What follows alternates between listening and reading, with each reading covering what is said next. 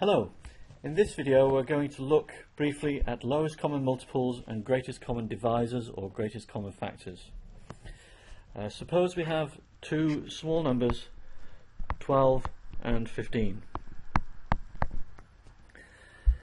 The greatest common divisor or the greatest common factor is the biggest number that will divide into each of them, whereas the lowest common multiple is the smallest number that both of them themselves will divide into.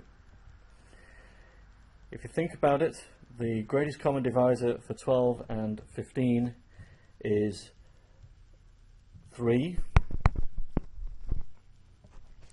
and the lowest common multiple is usually quite a bit harder to work out.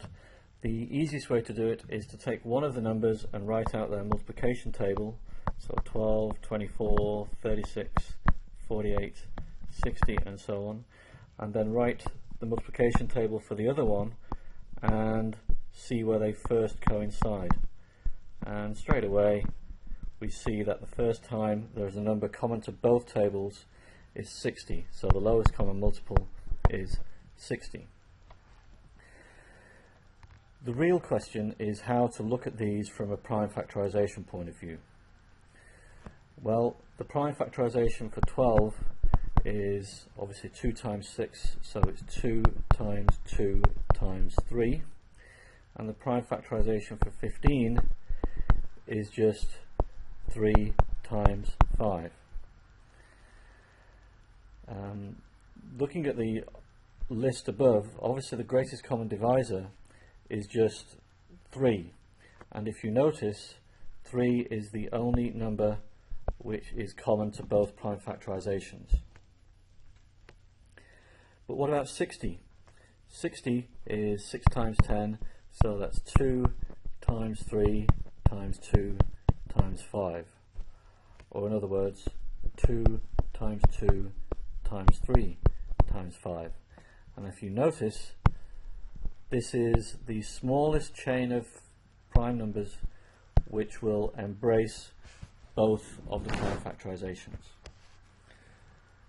So let's look at a slightly more complicated example, and we're going to look at 18 and 30.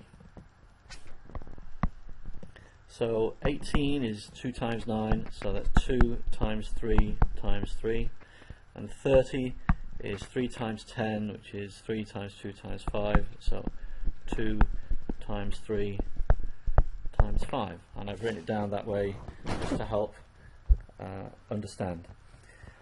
If you think about it a little bit, the greatest common factor of 18 and 30 is the biggest number that will go into both of them, and the greatest common factor is of course 6, and 6 is 2 times 3.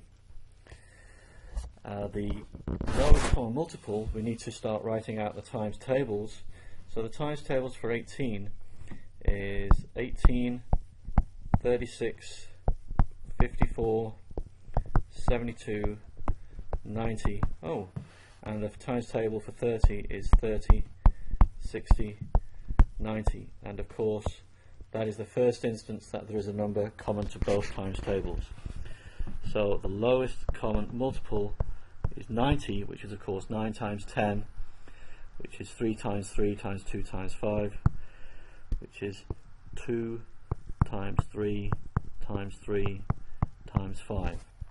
Now, if we look back at the original numbers and their original factorizations, look at the GCF. The GCF of 2 times 3, well, how is that evidenced in these factorizations? And you'll notice that the only numbers in common are 1, 2 and 1, 3.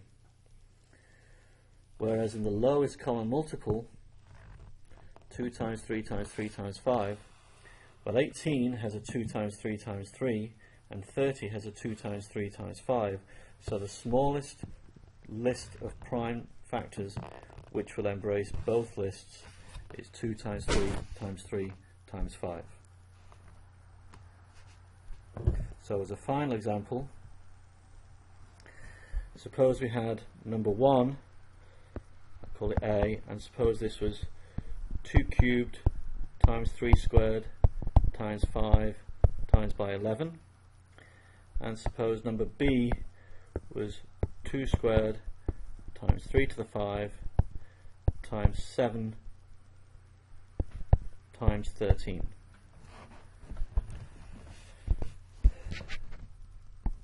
The greatest common factor is going to be the chain which is common to both, and we can do this by looking at the primes in turn. Looking at the 2's, A has a 2 cubed and B has a 2 squared, so definitely common to both is a 2 squared. Looking at the 3's, we're going to need a 3 squared. The 5's are not common to both, the 7's not common to both, the 11's not common, and the 13's not common. So this is the greatest common factor. 2 squared times 3 squared, 4 times 9, so that is 36. The lowest common multiple, on the other hand, is the smallest chain, which definitely does cover both possibilities. So looking at the 2's, the biggest number of 2's I need is a 2 cubed. Looking at the 3's, I need a 3 to the 5. I'm going to need a 5 to generate A. I'm going to need a 7 to generate B, and an 11 and a 13. And that is how to look at prime factorizations to help you work out greatest common factors and lowest common multiples.